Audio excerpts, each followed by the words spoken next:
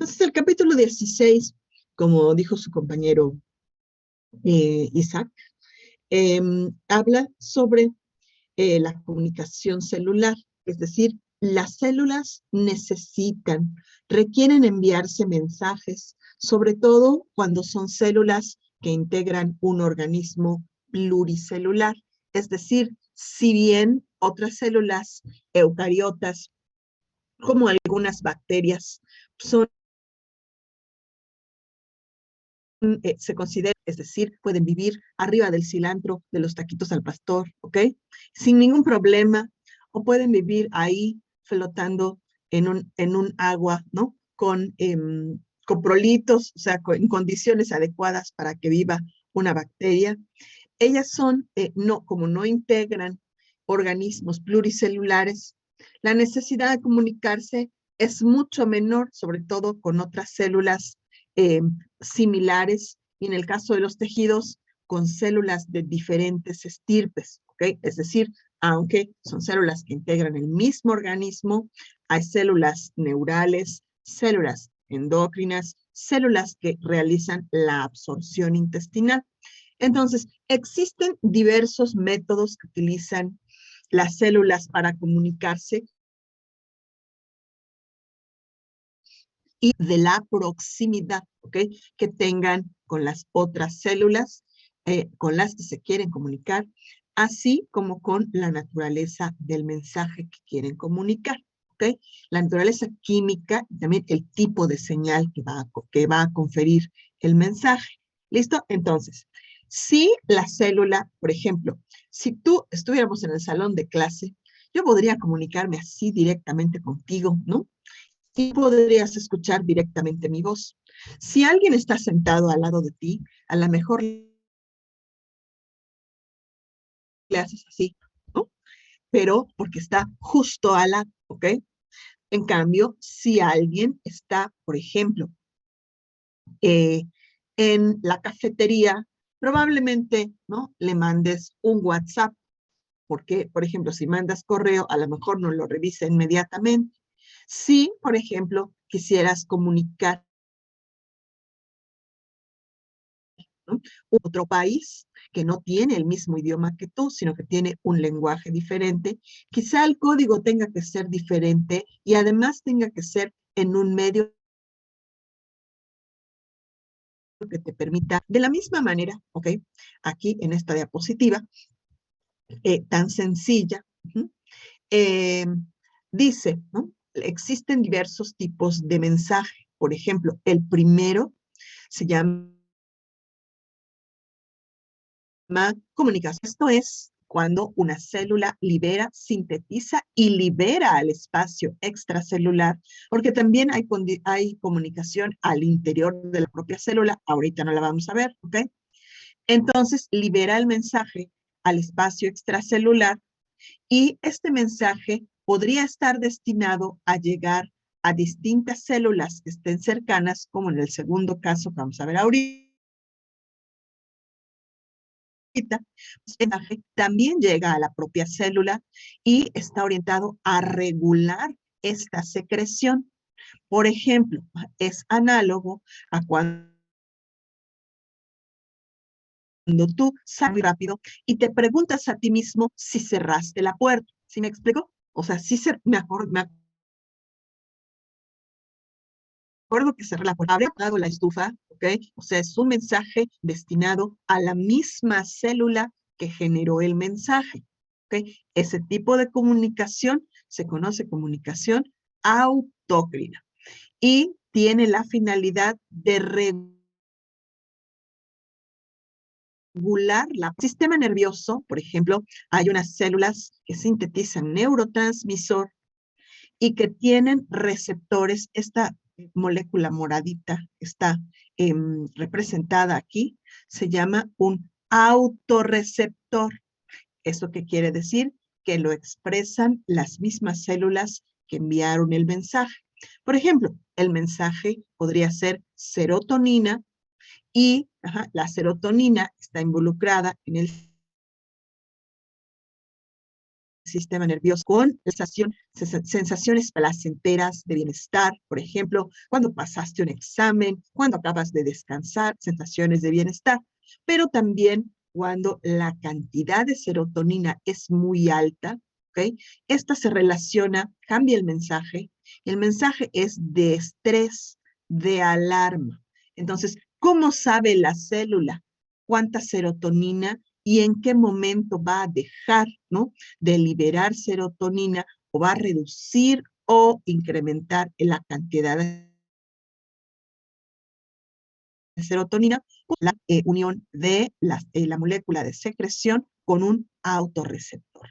¿Hasta ahí tienen alguna pregunta?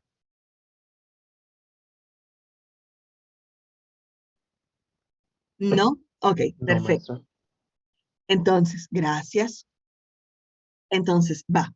Ahora, si este mensaje o este producto de secreción, todavía no hemos dicho si es una hormona, si es una enzima, si es un neurotransmisor, simplemente el mensaje, ¿ok? Todavía no sabemos qué tipo de mensaje es, ¿ok? O qué dice el mensaje. Es simplemente como si fuera la carta, ¿ok? Todavía no sabes qué dice. Entonces, si este mensaje está destinado a las células vecinas, es decir, a las que están ahí cerca, porque están en el mismo núcleo, por ejemplo, ¿ok? Este tipo de comunicación, ¿ok? Eh, actúa también a través de receptores específicos. Esa es una cuestión muy importante. Es decir, el que recibe el mensaje tiene que tener un buzón, es un mecanismo para recibir ese mensaje en particular. Si no tiene el receptor, aunque esté nadando en el mensaje, nunca puede recibir la orden y menos decodificarla. ¿Sí me expliqué? Eso lo vamos, es como cuando te mandan muchos mails, ¿no? Pero no le pusieron el punto MX y entonces simplemente no te llega. ¿Eh? Y a ese tipo de comunicación en donde dos células, se comunica una célula con las vecinas, se llama comunicación parácrina. ¿Ok? Cuando una célula sintetiza un mensaje, por ejemplo, una célula de sistema nervioso, y la célula diana o célula blanco, ¿ok? Está distante, por ejemplo, en las gónadas, por ejemplo, en el ovario, en el testículo, ¿ok? O en el tubo digestivo, ¿ok? En el colon, ¿ok? No es posible que emitiendo un mensaje, este llegue por simple difusión, como llega en la comunicación parácrina. Tiene que utilizar una vía que recorra largas distancias y rápido. Por ejemplo, el libramiento norponiente y surponiente. Por ejemplo, cuando no había tráfico, Bernardo Quintana, rápido, ¿ok? Por ejemplo, 5 de febrero, rápido, si no hubiera tráfico, sin, eh, digamos, que semáforos o algo que interfiera en el trayecto. Para la célula es el sistema circulatorio. Entonces, las células tienen liberan el mensaje y este por difusión o bien por contacto directo pueden llegar a alcanzar el sistema circulatorio. El sistema circulatorio, como su nombre lo indica, es un circuito.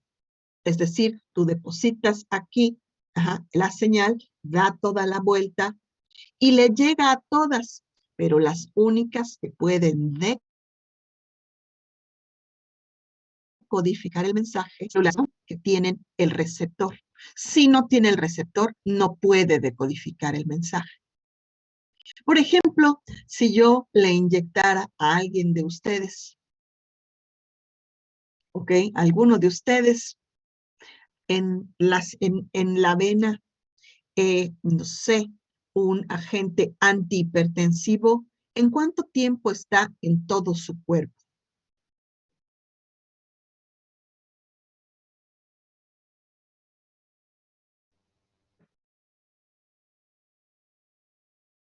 ¿No? Ni idea. En un minuto ya tienes el fármaco en todos lados, en el cerebro, en el riñón, en todos lados.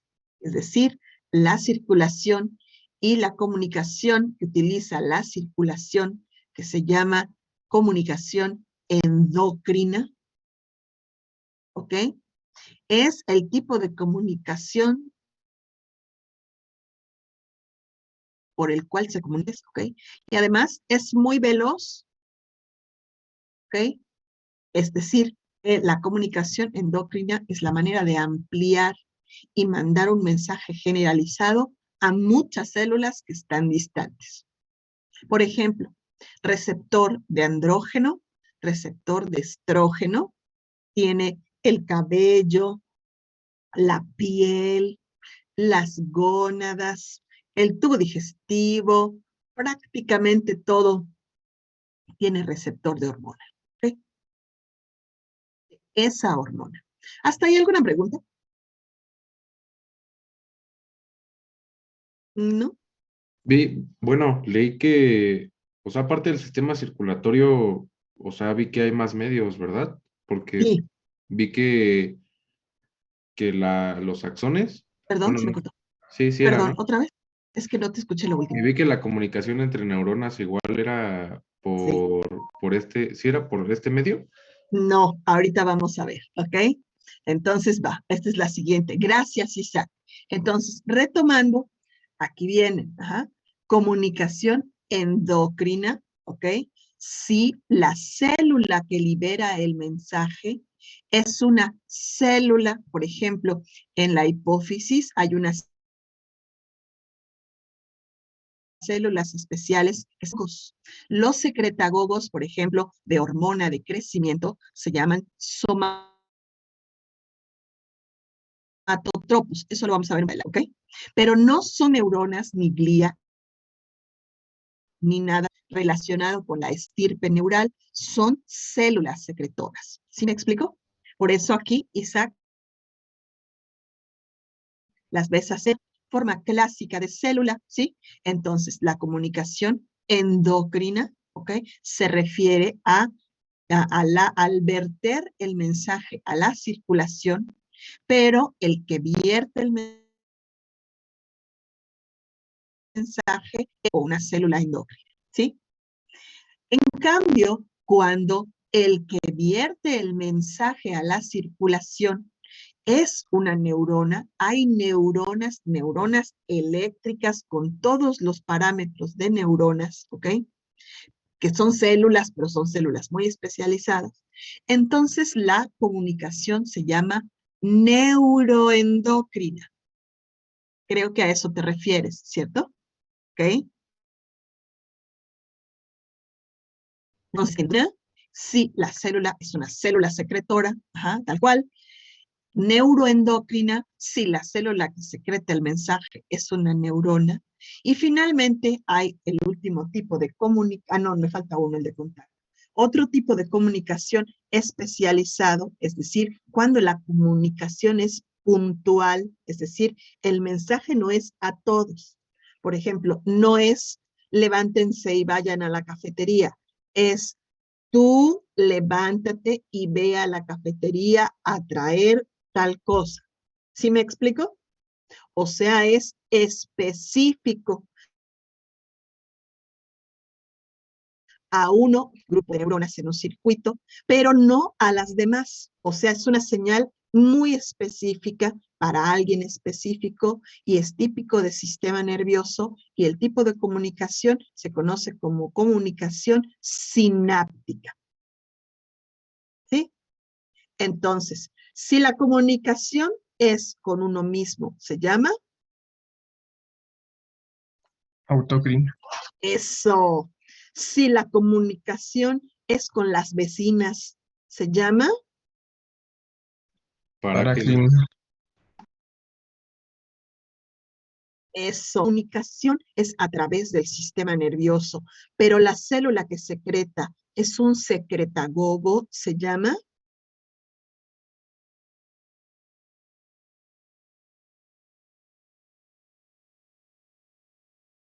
Endocrina. eso, endocrina.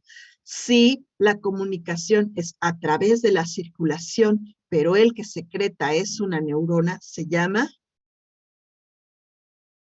Neuroendocrino. eso, neuroendocrina, ¿ok? Si la comunicación es puntual, entre neuronas, aunque hay comunicación sináptica neuroinmune, incluso inmune, ¿ok? Se llama así puntual, Sináptica. sináptica, ¿ok? Hasta ahí yo creo que todo va bien, ¿no? La puntual es la que se refiere a la que es directa, ¿no? Sí, o sea, Ah, no ok. es porque miren, aquí en esta, el mensaje se libera, podría ser a la vez autócrina y parácrina. ¿Sí me explico? O sea, que el mensaje llegue a las células vecinas, pero también a uno mismo para regular la liberación. Podría la comunicación sea, por ejemplo, endocrina y también parácrina y autócrina, las tres a la vez. ¿Sí me explico? No son tipos de comunicación disociadas, ¿ok? En cambio aquí, por ejemplo, la comunicación no es una comunicación que vaya a ser para todo el mundo. Es una comunicación específica para una célula en un circuito, ¿ok? De hecho, hay un espacio que se llama el espacio sináptico que mide nanómetros, porque no está pegada una célula con la otra. Así, un pedacito. Pero eso hace que el neurotransmisor no se pueda ir a otro lado, sino que sea un mensaje para ti. ¿Sí me explico? Sí, maestra. Gracias, Josué. Ok, seguimos. Entonces, queda todavía un tipo más de la autócrina, parácrina, endocrina, neuroendocrina, sináptica, falta una, que es la comunicación de contacto, ¿ok? En la comunicación de contacto que mencionaba Isaac hace ratito, ¿ok? Célula tiene, como ven ustedes aquí, en esta imagen, una célula tiene anclada en su membrana el mensaje, es decir, el mensaje no difunde, no lo mandan, lo carga y lo lleva la célula en su membrana, ¿ok? No se separa de la célula. ¿Sí, chicos? Es como cuando yo, ¿no? Voy a ayudar en un trabajo en equipo, ¿no? Y me pidieron que yo me ponga camisa negra, ¿no? Camisa negra, camisa negra, camisa negra. O sea, no me la puedo quitar. Y mi mensaje es que yo tengo camisa negra porque yo soy del staff de ingeniería, ¿ok?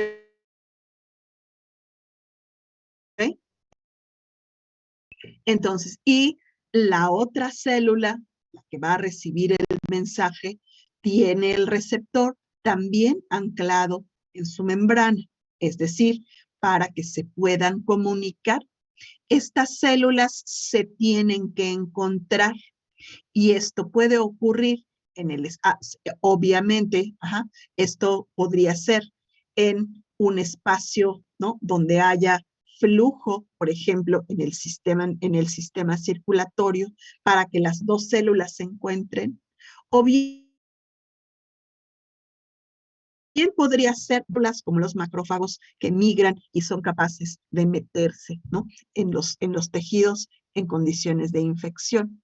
Entonces, a este tipo de comunicación se le llama comunicación de contacto, ¿ok? Y son típicas sobre todo de las moléculas de adhesión celular. Ahorita vamos a ver unos ejemplos.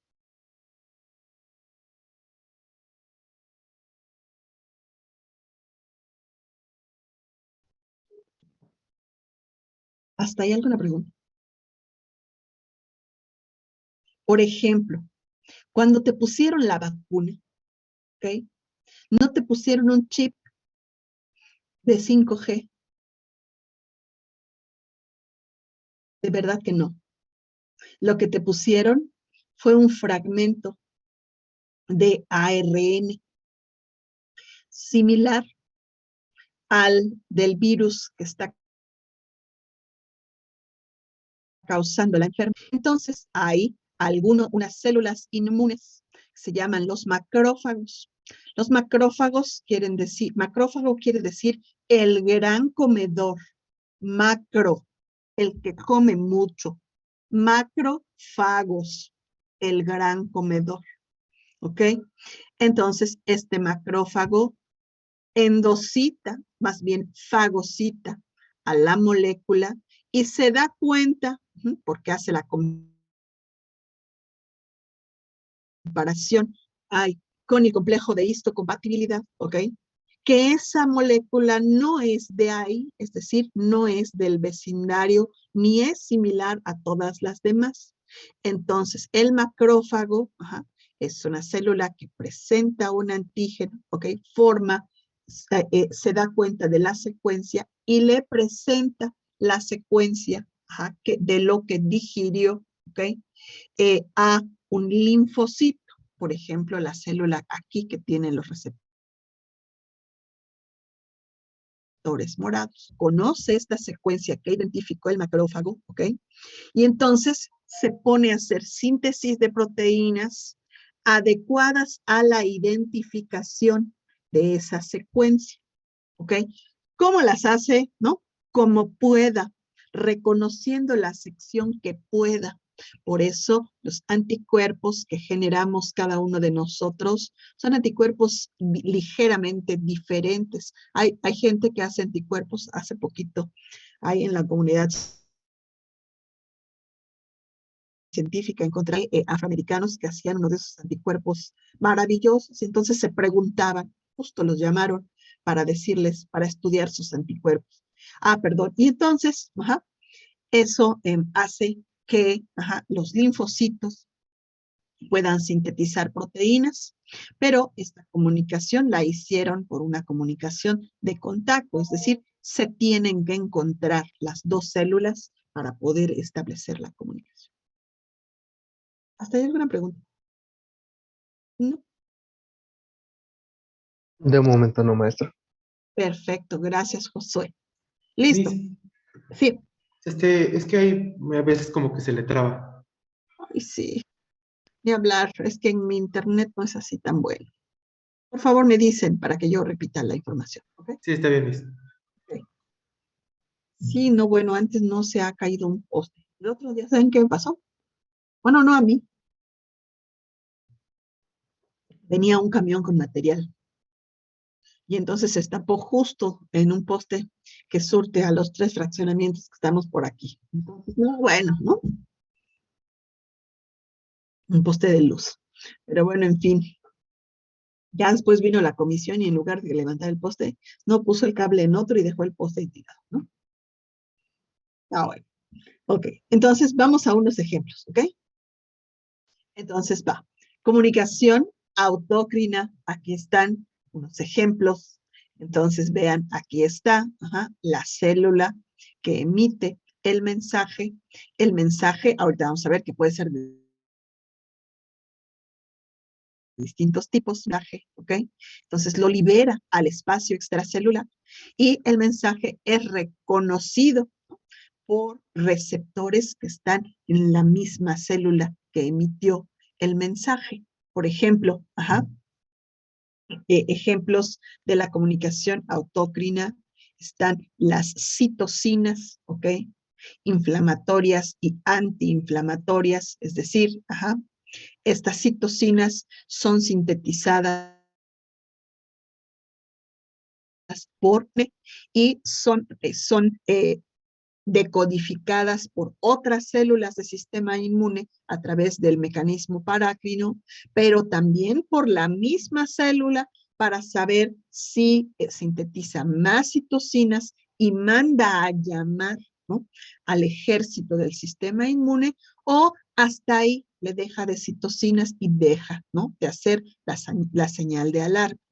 Otro tipo de señal autocrina es el de los factores de crecimiento. Durante la embriogénesis y también durante la reparación de los tejidos, hay células especiales, por ejemplo, hay grupos especiales en el sistema nervioso, por ejemplo, las neuronas que sintetizan dopamina y que están en el mesencéfalo, esas liberan pequeñas cantidades constantes de factor de crecimiento y estas permiten el mantenimiento de envejecimiento asociado a ciertos factores como los contaminantes ambientales, como los traumatismos. Por eso, si te gusta el americano o te gusta el Bax, ¿no? El Bax, procura que no te peguen en la cabeza, ¿ok? ¿Por qué? Porque hay grupos de neuronas muy sensibles a los golpes, ¿ok? Entonces, libera factor de crecimiento. Cuando lo deja de liberar, las células se empiezan a morir una a una y finalmente te da enfermedad de Parkinson. ¿Ok? ¿Hasta aquí alguna pregunta? ¿No? Ok. Va. Entonces, tipo de comunicación paracrina, ¿ok? Esto que estamos viendo aquí, no se asusten con tantos nombrecitos, es simplemente un ejemplo, ¿ok? Entonces, va.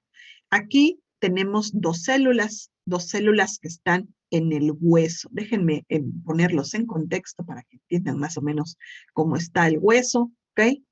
El hueso, aunque pareciera, sus huesos, aunque pareciera que son unidades ya hechas y terminadas, la realidad es que no, ¿ok? Entonces, en una sección es donde ocurre la articulación con los otros huesos, que se llama la epífisis, una parte larga, longitud variable, ¿ok? Se llaman las diáfisis. Y después aquí está la otra epífisis.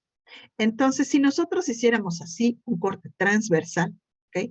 Veríamos que el hueso está así, ¿ok?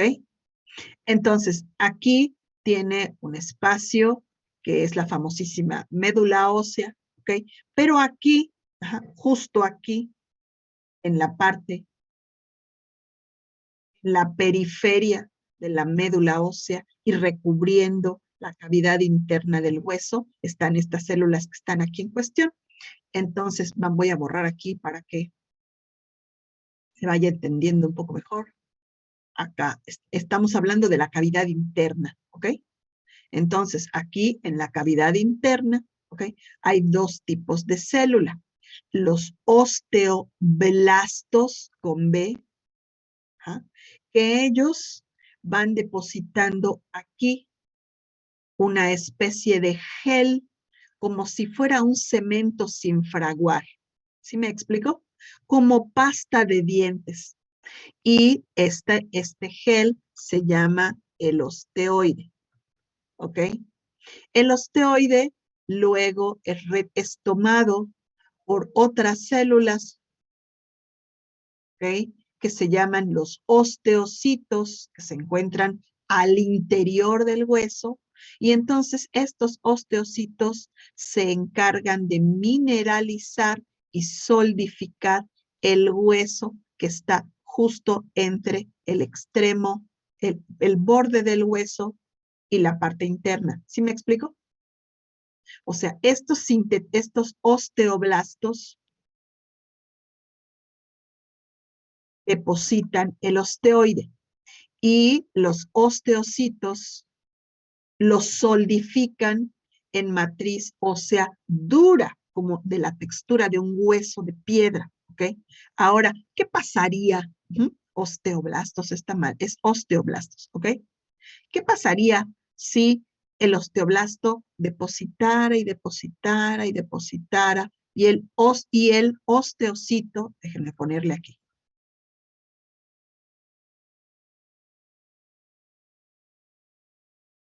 ¿ok? Mineralizara y mineralizara y mineralizara? ¿Qué le pasaría al hueso? ¿Sería muy quebradizo? Podría ser, pero ¿qué más?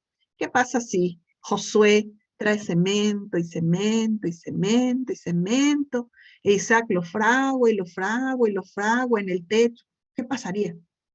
Se satura y en algún momento se rompe el techo y queda muy grueso. Exacto, es decir, en lugar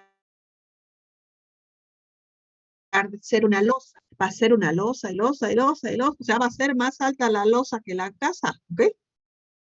¿Cierto? Porque, porque eh, los osteoblastos no dejan de sintetizar osteoide y los osteocitos no dejan de fraguarlo, ¿cierto?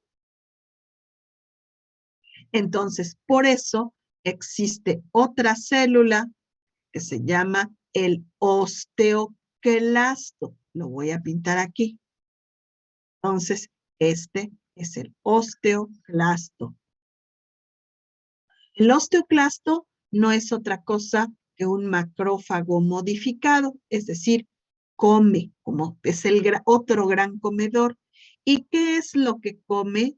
Pues la matriz ósea más vieja, es decir, este sintetiza osteoide, este lo fragua y este lo va digiriendo y degradando, de tal manera que tus huesos siempre están en una constitución aproximadamente estable, que no lo veas. Ahora, si a alguno de ustedes se le ocurre ir a hacer ejercicio y va a las pesas, ¿ok? La demanda del peso sobre los huesos hace que el equilibrio del osteoclasto sobre el osteoblasto, ¿ok? Se altere, haciendo que el osteoblasto deposite más matriz extracelular y el osteocito la frague, pero este de acá no la digiera, ¿ok? Con el mismo ritmo que un hueso que no hace ejercicio, y eso hace que el hueso no se vuelva más grueso, pero sí más denso y fuerte. ¿Sí me expliqué? Maestra, ¿y por Dime. qué, o sea, a los niños no los dejan como hacer ejercicio con pesas? Mm, excelente pregunta. Vamos a borrar esto. A ver. Nos quedan 2 minutos. No sean malitos. Ahorita que nos saquen, podríamos tomar unos 5 minutos para estirar, ¿no? Y jalar un yogur o un café. ¿Por qué no? A ver, le voy a contestar. Porque los huesos, ¿ok? Tienen bueno, no hagan caso a esta raya, ¿ok? Los huesos tienen acá una zona de cartílago en las personas que están en crecimiento, acá y acá. O sea, los huesos de los niños no están totalmente calcificados, sino tienen un cartílago que se llama cartílago de crecimiento, que es literal un cartílago como el que viene en la pechuga de pollo, el que se mastica y que está crujiente y blanco. ¿Se la han comido? ¿No? Sí, O sea, maestra. es blanco y es crujiente. Ese cartílago es un cartílago de crecimiento e indica que el individuo era un individuo joven que no había completado su crecimiento. Y entonces en este cartílago de crecimiento gradualmente se van convirtiendo los condroblastos, le van dando lugar a los osteocitos, es decir, van dando espacio para que vaya esto agregándose, vaya elongando el hueso, es decir, van agregándoles más osteocitos aquí, aquí, aquí, de tal manera que el hueso se elonga. Entonces, si el niño o la persona en desarrollo carga peso, inhibe la elongación del hueso. Es decir, tendrías que hacer ejercicio con tu propio peso o ejercicio en ausencia de peso. ¿Ok? ¿Quedó?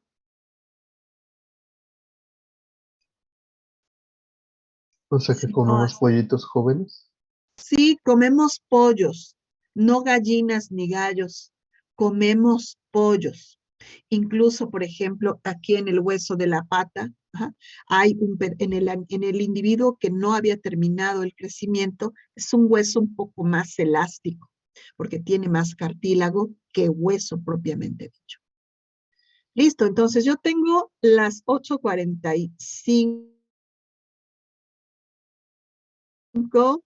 A las 8 les late a las 8:55. A las 8:50, sí, 55. Traigan su sándwich. Sí, maestro.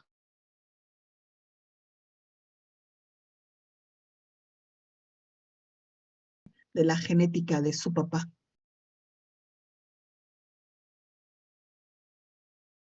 Listo. Entonces, a ver, rápidamente vamos a, les voy a enseñar la pantalla. Estábamos en el ejemplo. Aquí, compartir. No, estábamos aquí, ya me pasé mucho. Ok, acá. Entonces, estábamos en el ejemplo de comunicación. Paracrina, es decir, ya vimos la autocrina, vamos a ver la paracrina, es decir, aquí en este dibujo vemos que están el osteoblasto, aquí están los osteocitos más aquí a la derecha, ¿ok? Entonces vemos al osteoblasto, que es el que sintetiza el osteoide o la matriz ósea sin solidificar como si fuera una pasta de dientes. Aquí está el osteoclasto, que es el que se encarga de degradar la matriz extracelular más vieja, y aquí está el osteocito, que es el que mineraliza este osteoide. Y entonces aquí vemos cómo, las flechas que tienen punta de flecha, valga la redundancia, son señales que estimulan la liberación o el crecimiento. Entonces, aquí están los osteoblastos, de tal manera que envían señales que tenemos acá.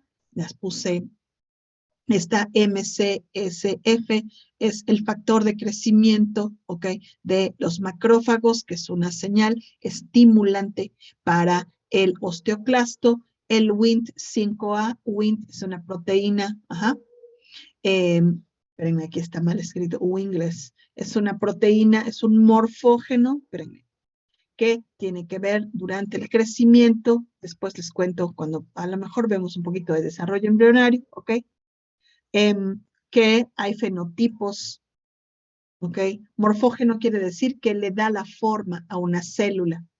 Entonces, aquí hay un morfógeno que se llama Wingles and Int, que es una señal estimuladora de los osteoclastos, pero hay otras señales inhibidoras como la semaforina 3A. También acá el Wnt16 es una señal inhibidora,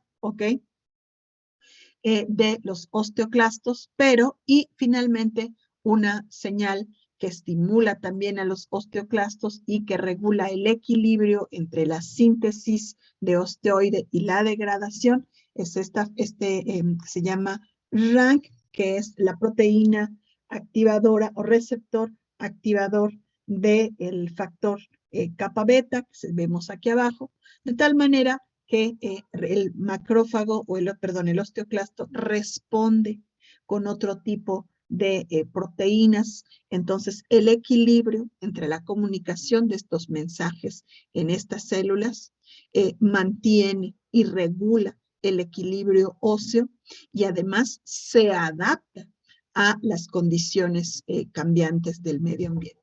Pero hay una comunicación parácrina local entre células vecinas. ¿Hasta ahí tienen alguna pregunta?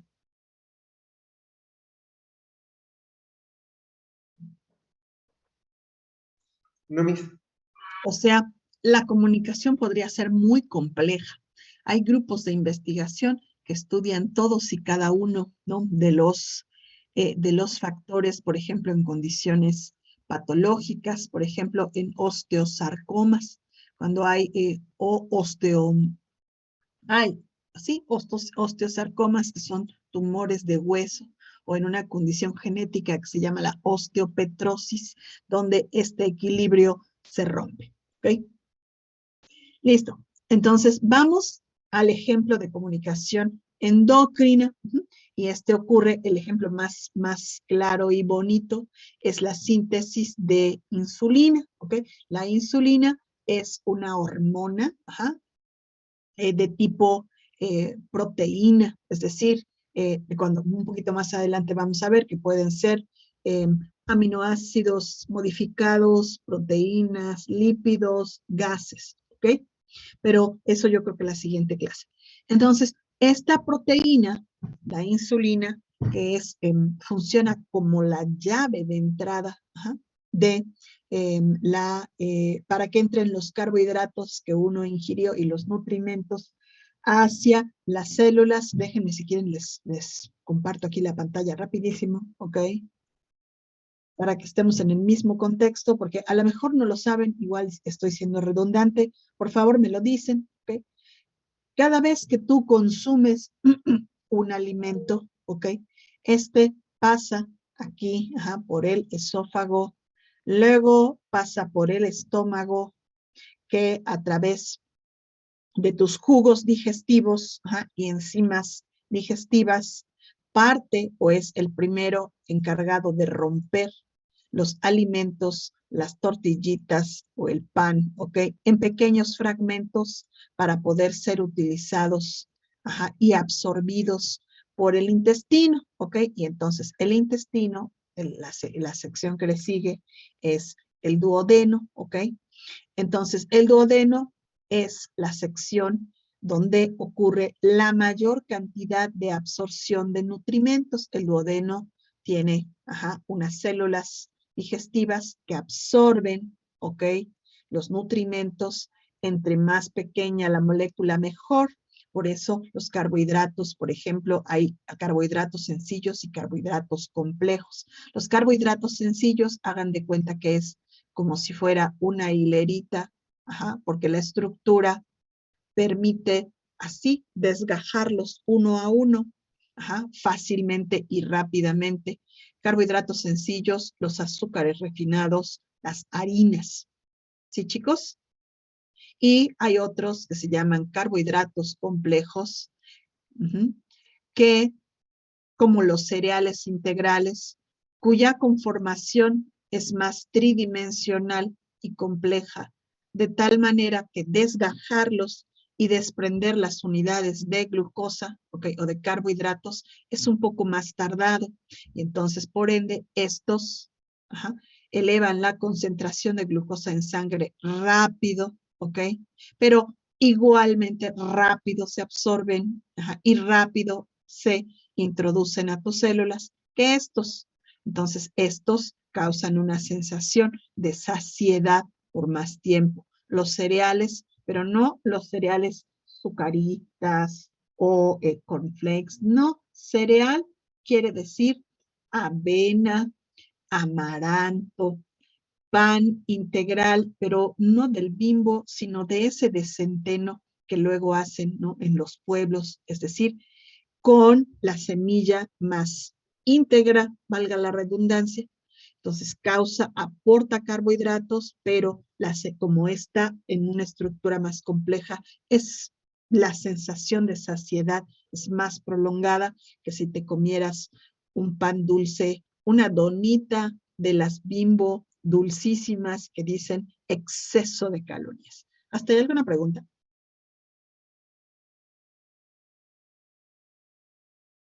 No más. No, ok. Entonces, ¿qué pasa? Que cuando ya comiste el carbohidrato, ok, es absorbido, pero además va a dar a tu circulación, es decir, ay, me quedó horrible, prefiero los pizarrones convencionales. Listo. Va a dar hacia la circulación, es decir, transitoriamente las moléculas de carbohidrato y de los otros nutrimentos van a estar aquí en el torrente sanguíneo, ¿ok? Pero rápidamente, a través de proteínas transportadoras, ¿ok?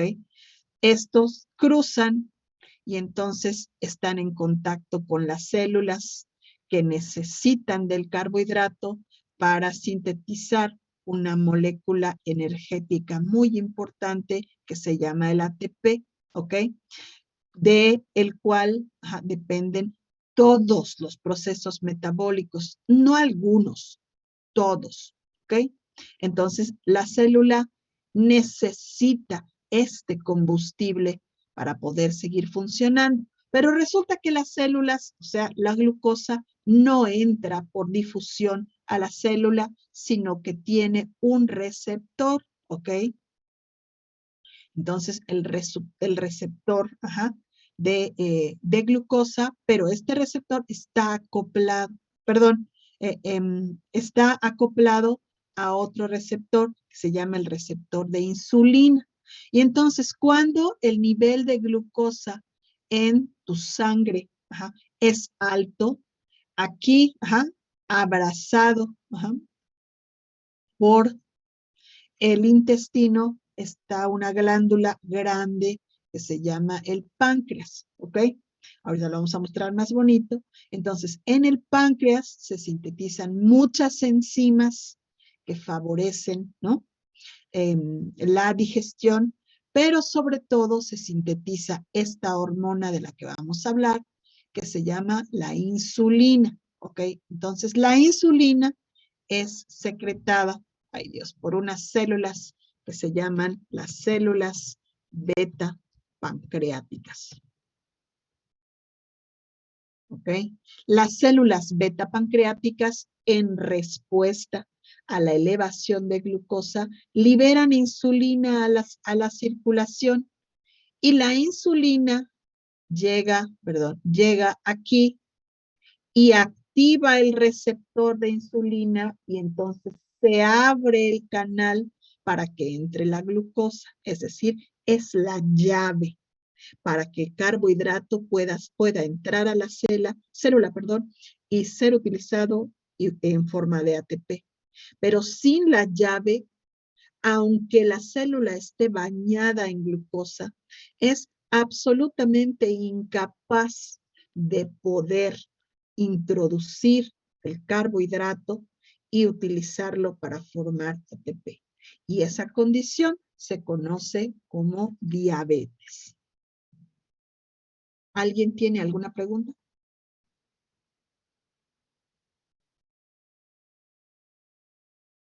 No. Es decir, las células beta del páncreas podría ser que sean incapaces de sintetizar insulina o que la insulina que se sintetice tenga mutaciones por una cuestión genética, ¿ok? Y no pueda abrir, ¿ok? De tal manera que tu célula no se puede alimentar aunque tú hayas comido. ¿Alguien tiene alguna pregunta? No, maestra. ¿De verdad que No, no? mis, Bueno, entonces vean, aquí están. Aquí está el duodeno, aquí está el páncreas, este órgano es el páncreas, ¿ok? Entonces aquí en el páncreas están estas azulitas que se llaman las células beta pancreáticas. Por alguna razón se piensa que es por una cuestión genética o bien asociado a infecciones virales. Las células beta pancreáticas son destruidas y se mueren de tal manera que ya no pueden sintetizar insulina.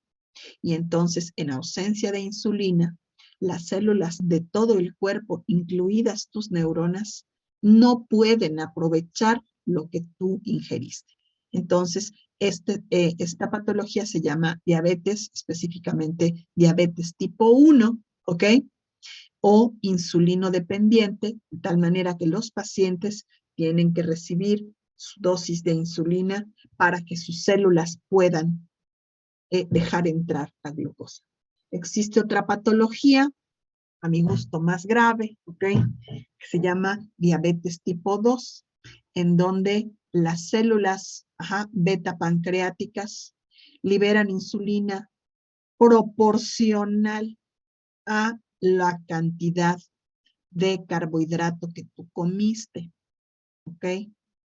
Entonces, por ejemplo, si tú comes el pastel, mi pobre hija está sujeta a todo esto, ¿no? porque ya sabe que, ¿no? No la dejo comer tantísimo dulce. O sea, el pastel, tendrías que comerte una rebanada pequeña, porque cuanto más grande y dulce sea la rebanada, mayor cantidad de insulina se. Cuanto más cargado sea el alimento en harinas o azúcares refinados, mayor va a ser la cantidad de insulina. Y entonces, ¿qué va a pasar? Que llega el momento en que la insulina en la circulación es tanta, ¿ok? Que la célula tiene un mecanismo para defenderse de esa cantidad de insulina y se desarrolla una condición que se llama resistencia a la insulina, que está asociada frecuentemente a la obesidad. ¿Por qué? Porque las células adiposas liberan también una serie de factores que incrementan. Entonces la célula, ante tanta insulina, se defiende, resiste, y entonces hace que otra vez la glucosa encuentre difícil entrar a la célula, con lo cual tu concentración de glucosa, que es un carbohidrato en sangre, se vuelve alta y desarrollas hiperglicemia. ¿Alguien tiene alguna pregunta hasta aquí? Es decir, hay que cuidar el peso corporal, hay que, no les digo que no coman dulces, pero déjenlos para día de fiesta. ¿Preguntas? Pues es que una vez yo estaba hablando con una chava que es diabética, pero desde chiquita, que ya fue congénito, y me preguntó que por qué si sabemos cómo Debe funciona. ser diabetes tipo 1, o sea, Sí, la insulino dependiente. sí, y me preguntó que por qué si sabemos cómo funciona y qué es lo que se necesita, por qué no se puede tratar el páncreas directamente. Existen ese tipo de orientaciones, pero están todavía en fase experimental. O sea, quiere decir que tú extraigas, así como donas las células de la médula ósea, podrías donar también células de los islotes de Langerhans. El problema es que necesitas una cirugía muy especial, eso por una parte, para poder, porque aquí se ve hermoso, porque unas están amarillitas y otras están azules, ¿no? Y otras verdes. Pero en el páncreas es, o sea, no las puedo ver, ese es uno, a menos de que yo quite un pedazo de páncreas. Eso por una parte. Y por otra parte, hay como para cualquier trasplante, ¿ok? Necesitas hacer una condición que se llama inmunosupresión, porque la célula que vas a trasplantar no es idéntica a las células del donante, y entonces viene el sistema inmune y lo destruye como destruye a cualquier extraño que entre. ¿Sí me expliqué? Entonces, ¿qué va a pasar? Que tienes tu trasplante y al rato ya no lo tienes, ¿ok? Entonces ya no lo tiene el que te donó y ya no lo tienes tampoco tú. Entonces, a menos de que tengas un hermano gemelo que sea genéticamente idéntico, que te done esas células. Eso todavía está en vía experimental, los trasplantes de estas células en particular. Ahora, también en esos casos, lo que se hace es que le administras insulina y además calculas la cantidad de insulina porque no es la misma dosis todo el tiempo. Es proporcional a la cantidad de glucosa que se acumula en la sangre.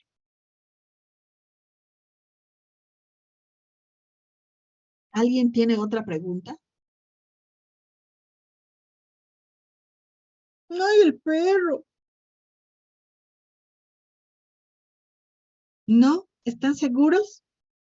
¿Muy seguros? ¿Sí viste? Ok, entonces vamos a ver. ¿Qué más? Ok. To major roots which, aquí están, vean. Aquí está, ajá, vean esto que les enseñé. Aquí está el receptor de insulina. Como ven ustedes, el receptor de insulina tiene que dimerizar, y tienen que encontrar dos para que se unan dos insulinas y luego activa vías de señalización intracelular, que espero que se hayan visto, ¿ok? Y entonces aquí activa por una parte la vía del fosfato, la sinasa dependiente de fosfatidilinositol 3, PI3K, y entonces inicia, ¿no?, la síntesis de lípidos, de glucógeno y de proteínas. También la insulina favorece la supervivencia y proliferación celular. En ausencia de insulina, pues obviamente se desencadenan las vías inversas, es decir, tu célula se empieza a morir y deja de proliferar y el tejido deja de mantenerse porque no se sintetizan lípidos, proteínas y glucógeno necesario, ¿ok? También la unión de la insulina hace que el receptor que viene en una vesícula del retículo endoplásmico rugoso se pegue a la membrana y entonces deje pasar la glucosa. Por otra parte, también la insulina tiene efectos a nivel de la regulación génica a través de la sinasa que se llama MAP, que es sinasa activada por proteína, activadora por mitógeno, que activa la sinasa y entonces induce el crecimiento celular, la proliferación y la regulación génica. ¿Hasta ahí alguna pregunta? Ahí es como un sistema combinado. Combinado. A Es ver, que, por ¿a ejemplo, qué ahí te refieres? en la imagen de la derecha, bueno, en la parte de la derecha, ¿Ya? veo, ese es un canal iónico. No, este es un receptor de insulina que tiene 4 subunidades, por eso me refiero, buena pregunta, Isaac, qué bueno que lo observas, dimeriza, es decir, hazte cuenta que son como piezas de Lego, ¿ok? Entonces la alfa se ensambla con la beta y 2 alfas y betas dimerizan para que se una la insulina. Y entonces, una vez que se une la insulina y el receptor y esté fosforilado, se desencadenan estas dos vías de señalización, una metabólica y la otra de regulación génica. O sea, la insulina da muchas señales, no solamente el pegar el canal de glucosa.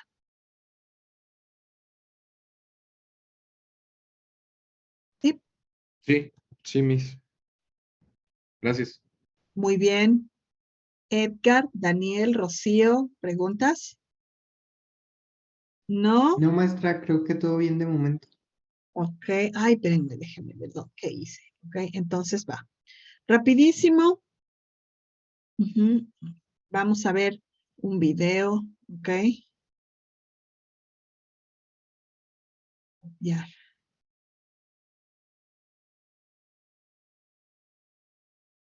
Los de ingeniería siempre me dicen cómo hacerlo más fácil.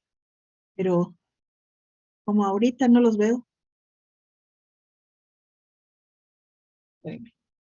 Y este de acá, a ver, espérenme, déjenme compartirles. Compartir para redondear la clase. Pueden ver mi pantalla, es el YouTube. Sí. ¿Sí? Entonces vamos a Sí ver se ve estos más. estos dos videos cortos de la diabetes, que es un problema de salud, sobre todo la diabetes tipo 2, por el tipo de dieta y por el sedentarismo que tiene una buena proporción La mejor manera de utilizar tu glucosa es moviéndote, ¿ok?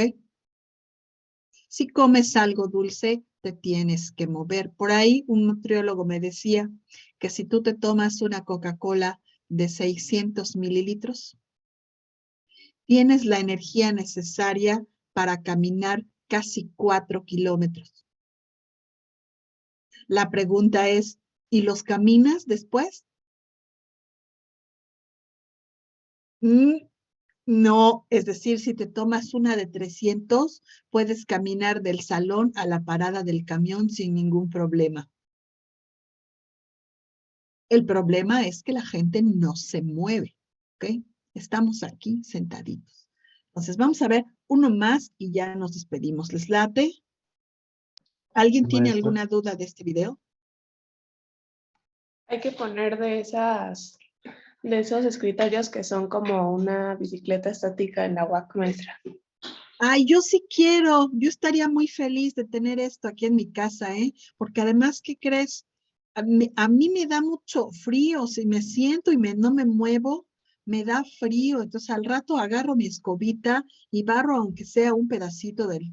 Y entonces ya se empieza a mover mi glucosa y entonces mis músculos generan calor. Pero si no, me muero de frío. Me muero When de I was a frío. student, I'd write long essays Con that razón I'd tengo work on tanto for frío days. ahorita. ¿Perdón? Con razón tengo tanto frío. Yo tengo a mí me da mucho frío, o sea, me salgo y me salgo de aquí de donde estoy, que ya adapté el sitio, ¿ok? Y inmediatamente, ¿no? En realidad no hace tanto frío, pero como estamos aquí sedentarios, ¿no? Aquí sedentes, así es el término, pues entonces sentimos frío, te tienes que salir a caminar, ¿no? O tener una de esas caminadoras y poner tu laptop y ahí estar escuchando. ¿Listo? Entonces va. Ese sería un buen proyecto. A ver, ahí voy. ¿Pueden ver mi pantalla? Es el YouTube. Sí, Miss. Ahí vamos.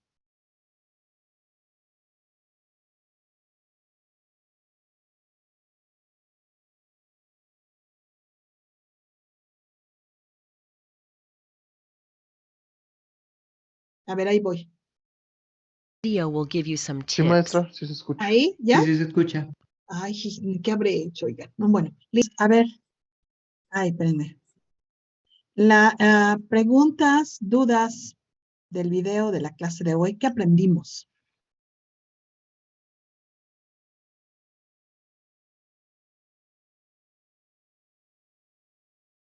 Que existen Aprendí. 6 tipos de comunicación celular. Ok, 6 tipos de comunicación celular. ¿Qué más? Que la relación entre osteocitos y osteoblastos es una comunicación parácrina. Y además que mantiene todo el tiempo tu hueso en un estado estable y además adaptable a las demandas que el cuerpo. Hasta aprendimos.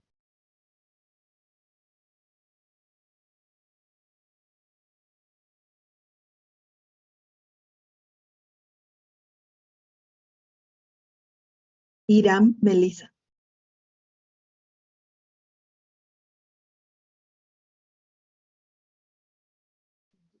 ¿Dudas, preguntas? ¿No? ¿Dudas del video? Yo creo que el video es muy, muy ilustrativo, muy importante. ¿Por qué? Sí, maestra, es muy... Bueno, a mí no me quedaron dudas. Sí, estuvo muy, muy claro el video. Sí, es importante comer, por ejemplo, cuando tú te pasas mucho tiempo sin comer, porque ya cenaste ligero y entonces en la mañana te levantaste a clase, ¿no? Resulta que te empieza a doler la cabeza, te empieza a dar frío y eso es porque tú tienes reservas de glucosa en el hígado y en el músculo, pero estas son reservas limitadas, entonces tienes que comer. Ahora, tienes que comer algo que sea equilibrado entre carbohidrato, proteína, micronutrimentos. ¿Por qué? Porque si yo como, mis células no se pueden nutrir de solo eso. Además, si yo como un carbohidrato, un alimento muy alto en carbohidratos, como una donita Bimbo, ¿no? Entonces, ¿qué pasa? Que elevo drásticamente mi nivel de glucosa y existe un término que se llama glucotoxicidad. Por ahí lo mencionó un poco el video. Es decir, que los acúmulos grandes de glucosa en tu sistema sanguíneo generan problemas, es tóxico, dañan los vasos sanguíneos mismos y además están asociados al desarrollo de enfermedades cardiovasculares y ceguera. Es decir, hay que comer, pero no esa cantidad de carbohidratos, sobre todo si son simples, ¿ok? Por eso les digo que lo dejen para día de fiesta, ¿no? Entonces, ¿qué más? Que en una condición, por ejemplo, la mayor cantidad de pacientes diabéticos son de diabetes tipo 2 y está asociado al envejecimiento, al sobrepeso y al sedentarismo. Entonces hay que tratar, en la medida de lo posible, de cuidar el peso. ¿Cómo? Pues moviéndose. Que lo saque a caminar su perro, ¿no? A mí me sacan a caminar mis perros. Me van jalando, ¿no? Y ya camino. Entonces, moverse, mantenerse activo. ¿Alguna duda, pregunta antes de que yo... Perfecto. Entonces, terminamos el capítulo en la siguiente clase, muchachos.